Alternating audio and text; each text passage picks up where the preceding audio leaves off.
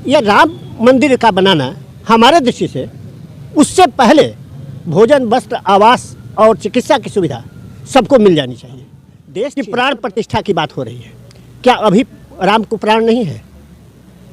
क्या वो मर चुके हैं? जान डाला जाएगा उस दिन, उसका उद्घाटन होगा। अरे जान डालने वाले पहले अपने माँ बाप का काहे नहीं प्राण प्रतिष्ठा कर लेते हैं जब वो मरते हैं? यदि प्राण प्रतिष्ठा मंत्रों से हो सकती है, जिस भगवान ने हमें बनाया, अब हम उनको बना रहे हैं, आश्चर्य की बात है। और ये देश कहता है मैं विश्व गुरु हूँगा। नमस्कार, मैं अमृतेश कुमार और आप देख रहे हैं द एक्टिव मीडिया। देश के तमाम मुद्दों को लेकर आज चर्चा का विषय बना हुआ है राम मंदिर। प्राण प्रतिष्ठान को लेकर कहीं ना कहीं अयोध्या में जो राम मंदिर बन गया है उसका उद्घाटन को लेकर चर्चा में चल रहा है कि जोरों शोर से उसका उद्घाटन किया जाएगा। ये बहुत बड़ा मुद्दा है। राम मंदिर बन रहा है कि ये कोई नहीं बनाया था, मोदी जी आए तो मोदी जी बनाए। इसी मुद्दा को लेकर हमारे साथ है बात करने के लिए सीपीआई नेता रामेश्वर सिंह जी। तो ये राम मंदिर को लेकर आप किस नज़रिए से देख रहे हैं? इस राम मंदिर को मोदी जी बना दिए, बड़ा विकास कर दिए। देखिए, देश का असली मुद्दा क्या है, इसको सोचना होगा। अभी देश में 4 ऐसी आवश्यकताएं हैं जिसको पूरा किए बगैर आदमी जीवित नहीं रह सकता है। भोजन है, वस्त्र है, आवास है और चिकित्सा। यदि दवा भी नहीं रहे तो आदमी जिंदा नहीं रहेगा। जन्म के पहले से जैसे ही व्यक्ति गर्भ में आता है उसी समय से दवा शुरू हो जाती है और मरने के दिन तक दवा की ज़रूरत पड़ती है। अब भोजन तो सबके लिए ज़रूरी है, भोजन नहीं मिलेगा हम लोग नहीं जिंदा रह सकते हैं। उसी तरह से घर है, आवास है, ये कपड़ा है। तो ये राम मंदिर का बनाना हमारे दृष्टि से उससे पहले भोजन, वस्त्र, आवास और चिकित्सा की सुविधा सबको मिल जानी चाहिए। देश 76 बरस का हो गया। कितनी शर्मनाक बात है कि यहाँ लाखों लोग अभी भी बिना घर के रह रहे हैं और जिनको घर उपलब्ध होता है किसी कारण से नहर के किनारे, तालाब के किनारे, रोड के किनारे, उनको अतिक्रमण के नाम पर हटा दिया जाता है। गरीब के पास घर नहीं है, उसके भोजन की कोई गारंटी नहीं है, उसे बुलडोजर से ढा दिया जाता है। हाँ, ढा दिया जाता है उसके घर को, लेकिन उसके लिए व्यवस्था नहीं की जाती है। अच्छा, मंदिर, मैं आपसे पूछता हूँ कि प्राण प्रतिष्ठा की बात हो रही है, क्या अभी राम को प्राण नहीं है? क्या वो मर चुके हैं? जान डाला जाएगा उस दिन, उसका उद्घाटन होगा। अरे जान डालने वाले पहले अपने माँ बाप का काहे नहीं प्राण प्रतिष्ठा कर लेते हैं जब वो मरते हैं? यदि प्राण प्रतिष्ठा मंत्रों से हो सकती है, जिस भगवान ने हमें बनाया, अब हम उनको बना रहे हैं, आश्चर्य की बात है। और ये देश कहता है मैं विश्व गुरु हूँगा। पढ़े लिखे लोग भी यहाँ अंधे बने हुए हैं। अब इसका मतलब ये है कि राम मंदिर का विरोध कर रहे हैं। भाई, राम मंदिर का विरोध क्या कर रहे हैं? जिनको मानना है वो माने, मैं कौन होता हूँ विरोध करना? मैं नहीं मानूंगा। आपको मानना है आप मानिए। आप क्यों नहीं मानते हैं? हम इसलिए नहीं मानते हैं कि हमको राम से पहले यहाँ के लोगों की समस्या से मतलब है। हम जिंदा रहेंगे तब ना किसी राम को मानेंगे, किसी कृष्ण को मानेंगे। तो यहाँ पहले वो समस्या दूर होनी चाहिए। सबको रोजगार मिलना चाहिए, सबको दवा मिलनी चाहिए, सबको शिक्षा मिलनी चाहिए। इस पर कोई काम नहीं हो रहा है। बताइए, यहाँ मोदी जी ने कहा कि 2 करोड़ लोगों को रोजगार देंगे प्रति वर्ष जी, और यहाँ हमको लगता है कि करोड़ों लोगों का रोजगार छीन लिया गया। देश निजीकरण की तरफ जा रहा है। पैसे वाले का सब कुछ होगा, गरीबों का क्या होगा?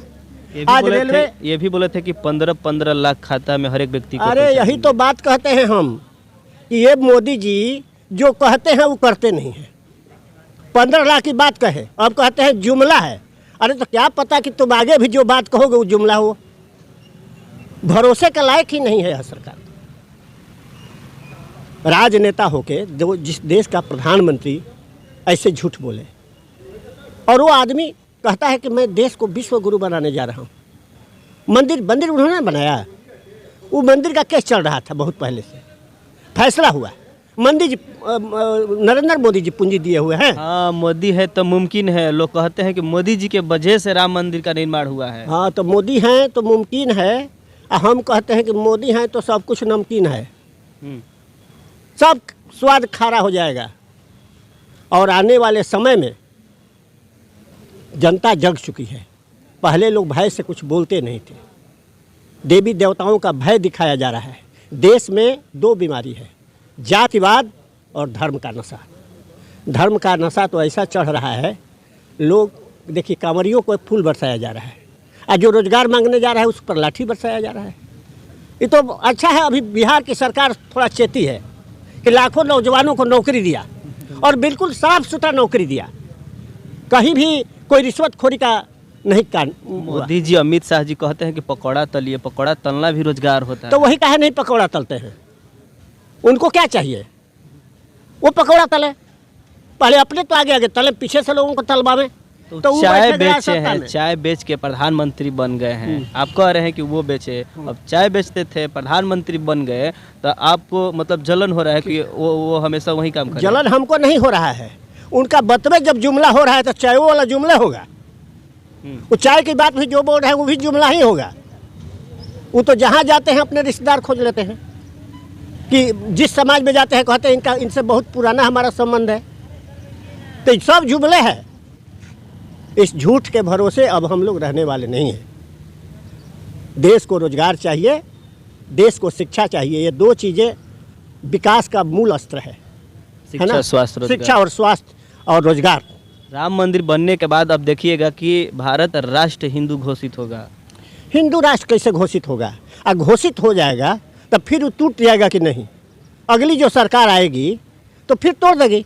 जब यही बात है तो अब देश में कोई अस्थायित्व नहीं रह जाएगा। हिंदू राष्ट्र क्यों घोषित होगा भाई? सरकार जब हमारा संविधान बना तो संविधान में सेकुलर राष्ट्र की कल्पना की गई है। यहाँ हिंदू, मुसलमान, ईसाई सब रहते हैं। सब लोगों को अपने अपनी धार्मिक स्वतंत्रता है। जिसको जो मानना है वो माने, नहीं मानना है नहीं माने। नास्तिक भी आप रह सकते हैं, किसी को नहीं मानने वाले लोग भी रह सकते हैं। इसलिए ये नहीं कहा जा सकता कि हिंदू राष्ट्र की जिस दिन बात होगी उस दिन और देश गर्त में चला जाएगा। अभी तो यही किया जा रहा है, धार्मिक उन्माद पैदा किया जा रहा है, लोगों को अंधविश्वास की आंधी में झोंका जा रहा है। अच्छा, लास्ट सवाल आपसे ये रहेगा कि लोकसभा चुनाव 2024 एकदम नज़दीक आ गया है जी। प्रधानमंत्री किसको देख रहे हैं?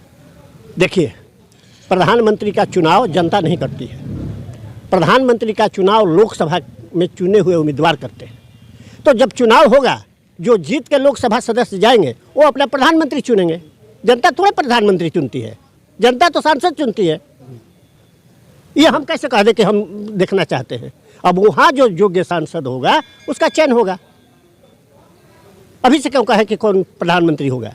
खुलासा नहीं कर रहे हैं गाछ रोपैबे नहीं किया तब तक आप खुलासा नहीं कर रहे हैं। मोदी जी का इतना आलोचना कर दिया, आप शिक्षित व्यक्ति हैं, मोदी जी का इतना बढ़िया आलोचना कर रहे हैं, लेकिन जब बात की है कि प्रधानमंत्री कौन, तो आप कह रहे हैं कि हम नहीं बता। देखिए, मोदी जी का मैंने आलोचना नहीं किया, मैंने सत्य को रखा।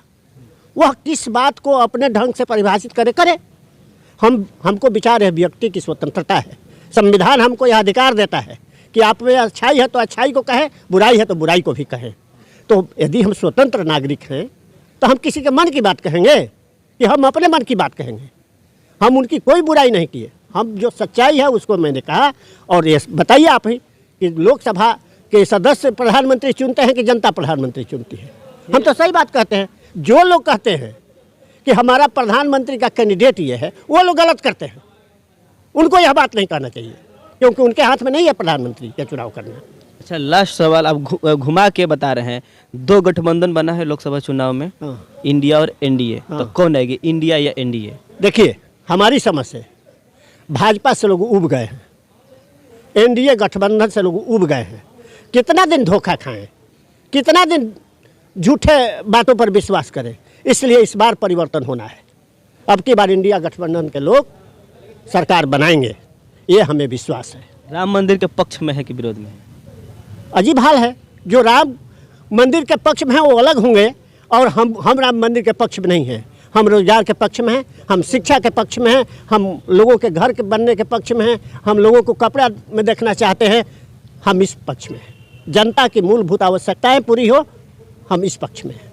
चलिए, बहुत बढ़िया प्रतिक्रिया रहा बाबा का। बाकी आप लोग इस वीडियो को किस नज़रिए से देख रहे हैं कमेंट में ज़रूर बताइएगा। मिलते हैं फिर अगले वीडियो में। जय हिंद, जय भारत, जय संविधान।